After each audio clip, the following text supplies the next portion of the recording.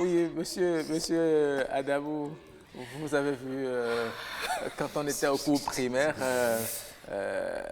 c'est ça qu'on appelle le sens de patriotisme. Oui, on voit, c'est un enseignant, je ne sais pas. Il doit montrer que, il s'est donné, il se donne vraiment et à fond dans ce qu'il fait. C'est un enseignant qui a la vocation. C'est ce qu'on nous demande de faire aujourd'hui. C'est un enseignant qui a la vocation. Il est content d'être avec ses enfants. C'est tout ce que l'image véritablement. Oui. Donner voix à la fond. vocation Ouais. dans l'enseignement ou bien dans tout ce que chacun a à faire. Oui, absolument. Ouais. Il croit vraiment en ce qu'il fait, au point où lui-même, il est véritablement consommé, complètement Absolument. impliqué. Ouais. Bon, quelque part, on dirait qu'il exagère. Ouais. C'est-à-dire, si vous avez un enseignant pareil devant vous, vous n'avez que le choix que de faire comme lui. C'est-à-dire Bien d'être vraiment... L'enseignant est l'exemple. Et il doit donner toujours le bon exemple. Absolument. Et il doit inspirer ses élèves. Ça, c'est vrai. Ah oui. Ça me rappelle un professeur, mon professeur de mathématiques en classe de 5e, paix à son âme, Dieudonné Kotoko. Et quand il voulait nous faire la démonstration de deux droites adjacentes, il a fait toute la gymnastique possible. Ça m'a permis jusqu'à aujourd'hui de garder en moi cette image. De toutes les façons, c'est vrai que c'est bien drôle, mais il y a un message qui est derrière cette vidéo, c'est de faire tout ce que vous faites avec beaucoup de passion, beaucoup d'amour, beaucoup de patriotisme. Merci beaucoup. Peut-être qu'un jour, sur ce plateau, nous aussi, nous allons vous montrer notre manière d'animer. Vous le faites déjà si bien. Vous riez beaucoup là. Très bien. On est mercredi. On va vous souhaiter une très bonne journée. Merci beaucoup. Au plaisir de vous retrouver à notre jour. Merci beaucoup. Nous sommes mercredi. Nous allons passer à l'instant écho très rapidement. Oui. Aujourd'hui, vous avez décidé... Voilà. Devant la caméra. Nos excuses aux réalisateurs. Ce sont les aléas du directeur. C'est ça. Donc, vous avez prévu nous parler du coco. Oui, nous allons parler du coco. En fond, on dit agonquet. Agonquet. Et en minant, on dit yovone. Pardon? En minant, on dit yovone. D'accord. Okay. Alors, nous allons parler du coco. Le coco est un fruit du cocotier, une plante des zones intertropicales. Sa production est estimée à plus de 11 millions d'hectares dans le monde entier. Il présente tant de possibilités d'utilisation qu'il est appelé arbre de vie. Il s'agit du cocotier, bien évidemment.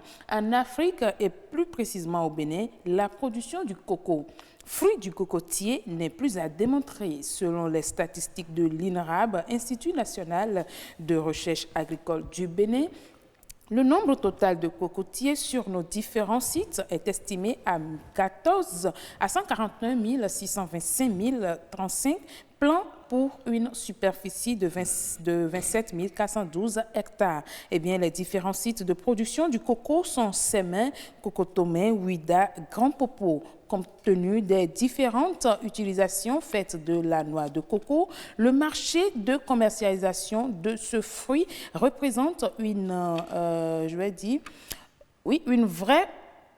vrai nid d'or pour plusieurs commerçants.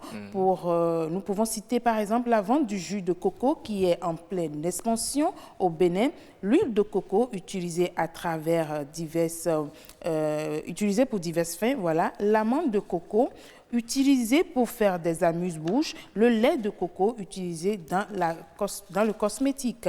L'exportation de la noix de coco vers le Nigeria et autres pays de la sous-région constitue également une activité génératrice de revenus pour les transporteurs. Eh bien, le Bénin se positionne aujourd'hui comme premier exportateur de l'huile de coco dans la sous-région. Cette position nécessite beaucoup d'accompagnement du gouvernement et c'est d'ailleurs ce qui fait qu'aujourd'hui, l'abattage des cocotiers est interdit par l'État, ce qui pourra permettre à ces arbres, à ces plants-là de bien se développer et de produire en grande quantité le coco. Il faut également avouer qu'aujourd'hui, le coco, le fruit du cocotier, cocotier est utilisé dans dans la fabrication de beaucoup de produits, au point où on est en mesure de dire qu'on a par moment des pénuries en ce qui concerne ce fruit-là, parce que le marché de consommation nationale n'est pas encore satisfait et l'exportation aussi se pointe à l'horizon. Donc, ça crée un véritable problème pour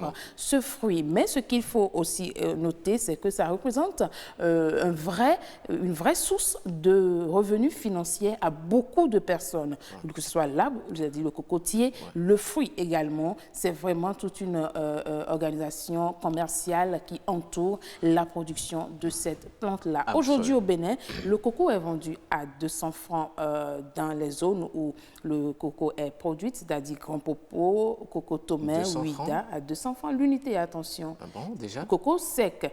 Le coco sec. Le coco sec. Le coco sec. Le jus de coco, c'est... Quand ce n'est pas sec, on appelle ça agondro. Agondro, voilà, le jus de coco qui est différent du lait de coco. Le lait de coco est issu de l'amande de coco transformée. Et donc, le jus de coco, lui, il est vendu à 150 francs à Cotonou, ici, au bord des pavés, Fidjourset, Calavi, Stade de l'Amitié. C'est plus à 100 francs? Non, c'est plus à 100 francs, c'est à 150 francs.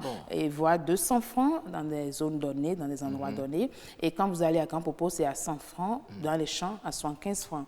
Donc, si vous avez envie de vous lancer dans le commerce du coco, vous avez la possibilité de faire beaucoup de choses, le jus de coco, le lait de coco, les amuse-bouches ou encore d'autres produits. Le cocotier même est utilisé pour à plusieurs fins, c'est-à-dire le tronc d'arbre qui est utilisé comme charpente pour la construction des maisons. C'est pourquoi il est interdit l'abattage de ces cocotiers. Il y a les branches pour fabriquer le balai et les toitures. Il y a aussi la racine du cocotier qui est utilisée également dans la tradition, je vais dire, pas les tradithérapeutes, voilà, tout simplement.